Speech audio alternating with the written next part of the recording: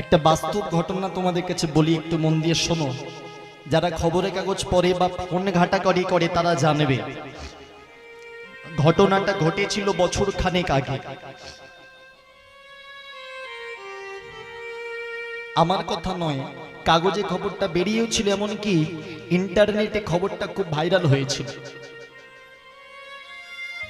খবরটা কি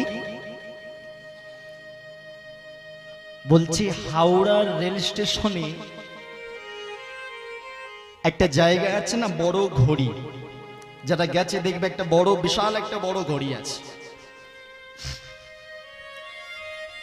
খবরটা ছিল এমন, ওই বড় ঘড়ির তলায় একজন বয়স্ক মা একদিন নয়, দুদিন নয়, 3 দিন নয়, 1 মাস সেই বড় ঘড়ির তলায় একভাবে একই কাপড়ে বসে দিন কাটিয়েছে। অনেক মানুষের যাতায়াত তো, সবাই তো আর লক্ষ্য করে না, সবাই ব্যস্ততার মাঝে থাকে। এখন ব্যস্ততার মাঝে থাকতে থাকতে হঠাৎ একদিন রেল স্টেশনের পুলিশের চোখে পড়ে গেল যে ওই বয়স্ক মানুষটা, বয়স্ক মাটা অনেকদিন ধরে ওইখানে বসে আছে। কি ব্যাপার? সেই মায়ের কাছে গিয়ে জিজ্ঞাসা করতে গেছে, হ্যাঁ গো, তুমি এতদিন ধরে এখানে বসে আছো কেন? কি ব্যাপার? কি ব্যাপার, কেন বসে আছো? সেই বয়স্ক মাকে গিয়ে পুলিশরা জিজ্ঞাসা করছে, তুমি এখানে বসে কেন? কি ব্যাপার? কারোর জন্য অপেক্ষা করছো?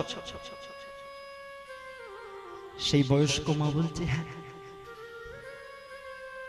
আমি অপেক্ষা করছি। কার জন্য? ওই তো আমার ছেলে আসবে। তোমার ছেলে? তুমি কতদিন বসে আছো এখানে? আমি না, বেশি দিন নয়, ওই তো 1 মাসের মতো বসে আছি। 1 মাস বসে আছো তোমার ছেলের জন্য? হ্যাঁ, আমার ছেলে তো বলে গেল। আমার ছেলে আমাকে ট্রেনে করে এখানে নিয়ে এসেছে। নিয়ে এসে এই জায়গায় বললো, মা তুমি এখানে বসো,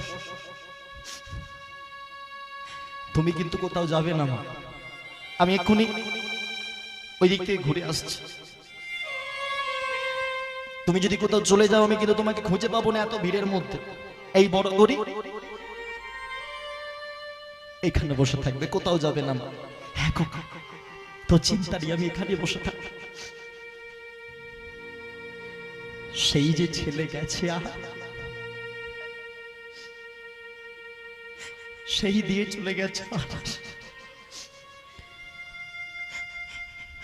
পুলিশরা বলছে তোমার ছেলে আর আসবে না, চলো তোমাকে একটা বৃদ্ধাশ্রমে নালে কোনো সমিতিতে তুলে দিয়ে আসি, চলো। এই পুলিশরা যখন ধরে সেই বয়স্ক মা তুলতে যাবে, সেই বয়স্ক মা পুলিশের হাত দুটো ছাড়িয়ে নিয়ে বলছে, না, আমি কোথাও যাব না। আমি কেন যাব? আমার ছেলে বলেছে ও আসবে। আমি যদি চলে যাই, আমার ছেলে যদি এসে দেখে আমি এখানে নেই, আমার ছেলে যে বড় কষ্ট। মাগো জোরজবরদস্তি করে সেই বয়স্ক মাকে নিয়ে দিয়ে এলো একটা জায়গায়। পুলিশ তো অনেক খোঁজ করে ছেলেটার খোঁজ পাওয়া গেল, ছেলেটাকে খবর দিল, তোমার মা ওই জায়গায় আছে, শরীর খারাপ, মাকে দেখতে যাও, তাহলে তোমাকে জেলে ভরা হবে। ছেলে মাকে ভয়েতে সেই জায়গায় মাকে দেখতে গেছে, যে জায়গায় মাকে নিয়ে পুলিশরা ডেকেছে। সেখানে যখন গেছে, মা একটা চেয়ারে ঘরের মধ্যে বসে আছে। ছেলে একবার এসে মাকে জিজ্ঞাসা করেনি, মা তুমি কেমন আছো? মা বলছে, খোকা তুই ভালো আছিস খোকা? ঠিক করে খাওয়া দাওয়া করে? দেখুন, শরীরে একটা হাড় ভেঙে গেলে যে যন্ত্রণা হয়, একটা হাড় যদি ভেঙে যায় কত যন্ত্রণা হয় বলো তো। আমার কথা নয়, ডাক্তারদের কথা। শরীরের সবকটা হাড় একসাথে ভেঙে গেলে যে যন্ত্রণা হয়, সেই যন্ত্রণা সহ্য করে একটা মা একটা সন্তানের জন্ম দেয়। আর এখন তো সিজার উঠেছে, সিজার করে সন্তানের জন্ম, পেট কেটে জন্ম দিচ্ছে। মাগো চিন্তা করো তো, একটুখানি শরীরে কেটে গেলে, সেলাই দিলে সেইটা সারা জীবনের জন্য তোমার শরীরে খোঁত রয়ে গেল। আর একজন মা তার পেট কেটে সন্তানের জন্ম দিয়েছে, সে জানে সারা জীবন আমি ভারী কাজ করতে পারবো না, সারা জীবন আমাকে ওই সিঁড়ি বাইতে গেলে যন্ত্রণা হবে, সারা জীবন সংসারের কাজ করতে গেলে আমাকে কষ্ট পেতে হবে, তবু সে সন্তানের মুখ দেখবে বলে শত কষ্ট সহ্য করে। আর সেই বাবা মাকে আমরা দেখাশোনা করি না।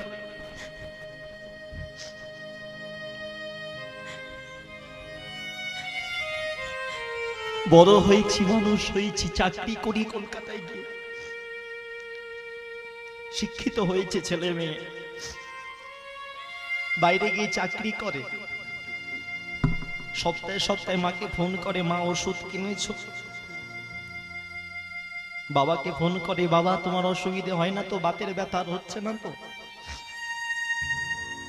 বলো তো, এইরকম সন্তান থাকা ভালো? যে বাবা মা তোমাকে এক মুহূর্ত ছাড়লো না, সেই বাবা মাকে তুমি ছেড়ে দূরে চলে গেল।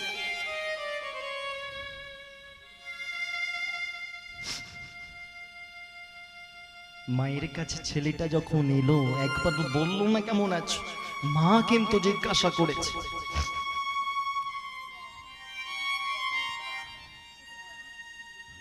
আর যেন বিধির বিধান, মা যেন ওই ছেলেকে দেখবার জন্যই যেন শরীরে প্রাণটা ছিল।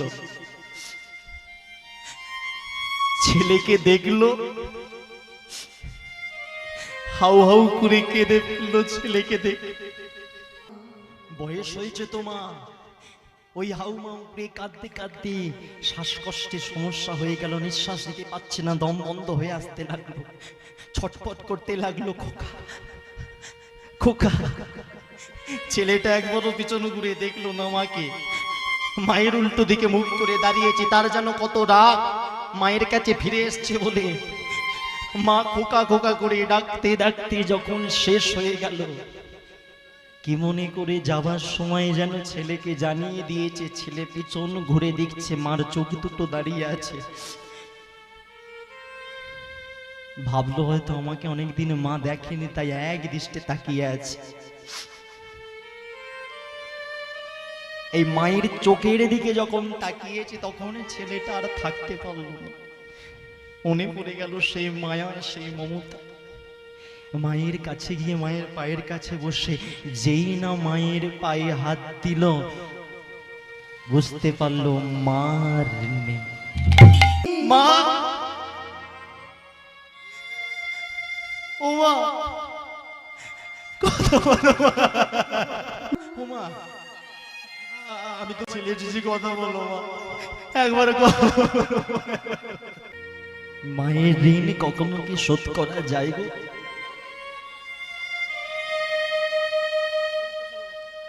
কোনো এক ছেলে তার মাকে এসে বলছে, মা তোমার সারা জীবনের ঋণ আমি শোধ করে দেব। বলছে বেশ, আজকে রাত্রিবেলা আমি তোমার কাছে থাকবো, সব ঋণ আমি শোধ করে দেব মা তোমার। তুমি নাকি আমাকে জন্মের সময় অনেক কষ্ট করেছো, মায়ের ঋণ নাকি শোধ করা যায় না, আজকে সব ঋণ শোধ করে দেব। বেশ,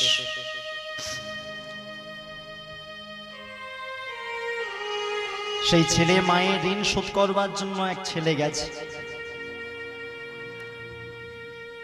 খাওয়া দাওয়া শেষে রাত্রিবেলা ঘুমোতে যাবে, হঠাৎ ছেলে সবে ঘুমোতে ঘুমোতে যাবে, মা বলছে, ছেলে খোকা এক গ্লাস জল দে তো। হ্যাঁ মা, জল তো দিচ্ছি, এক্ষুনি দিচ্ছি। উঠে গিয়ে জল নিয়ে এসো, মাকে খাও মা, তোমার ঋণ আজকে শোধ করে দেবো, তোমার চিন্তা নেই, তুমি যা বলবে তাই করবো, প্রাণ ভরে জল। এই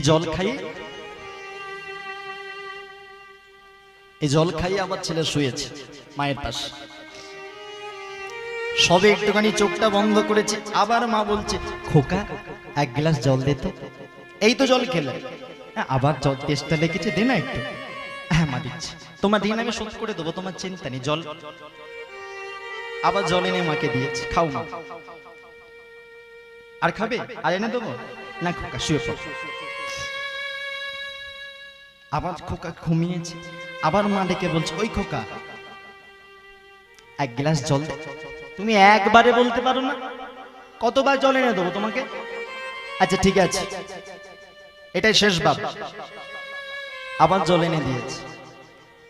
এখন মা করেছি কি, জলটা একটুখানি মুখে দিয়েছে, আর একটুখানি জলটা কি করেছে, ছেলের চোখের অলক্ষ্যে জলটা বিছানায় ছেলে যেখানটা শুয়েছিল ওখানটা জলটা একটু ফেলে দিয়েছে। মা আমি ওখানটা শোবো, তুমি জল ফেলে দিলে, এবার আমি কি করে শোবো? খোকা একটুখানি চেপে শুয়ে পড় না, একটুখানি ভিজে গেছে, ভুল হয়ে গেছে খোকা, কিছু মনে করিস। এই খোকা সবে ঘুমোতে যাবে, আবার মা বলছে, ওই খোকা শোন না, আবার কি হলো তোমার? আর এক গ্লাস জল দে না। ছেলে এবারে রেগে বেগুনে তেলে বেগুনে লেগে গেছে। তোমার কি হয়েছে? হ্যাঁ, এতবার জল দিলাম, তুমি বিছানাটা ভিজিয়ে দিলাম, আমি কি ঘুমাবো না সারা রাত? মা তখনও বলছে, তুই এইটুকুতেই হেরে গেলি? এই কবার জল চেয়েছি বলে, বিছানাটা ভিজিয়েছি বলে হেরে গেলি? তুই নাকি আমার ঋণ শোধ করবি? তুই যখন ছোট ছিলিস সারা রাতে কতবার বিছানা ভিজিয়েছিস, কই আমি কোনোদিন বিরক্তি করেছি? কতবার তুই জল খাবি বলে কেঁদেছিস, দুধ খাবি বলে কেঁদেছিস, আমি গভীর ঘুম থেকে উঠে তোকে জল দিয়েছি, তোকে দুধ খাইয়েছি, আমি বিরক্তি করেছি? কি গো, মায়ের ঋণ শোধ করবি না? তখন মাকে প্রণাম করে বলছে, না, মায়ের ঋণী জীবনে শোধ করা যায় না, কখনো যাবেও না। তাই সকলকে করো যদি মিনতি, জীবনে আর যাই করো, বাবা মাকে কাঁদিও না। বাবা মা যদি কাঁদে, জীবন অন্ধকার। বাবা মা যদি তোমার সাথে থাকে, তুমি যতই দূরে যাও না কেন, পিছন ঘুরে দেখবে বাবা মা তোমার পিছনে দাঁড়িয়ে আছে। যে কর্মই তুমি করো না কেন, পিছনে দেখবে বাবা মা তোমার সাথে আছে। কিন্তু বাবা মা যাদের নেই, তাদের জীবন অন্ধকার।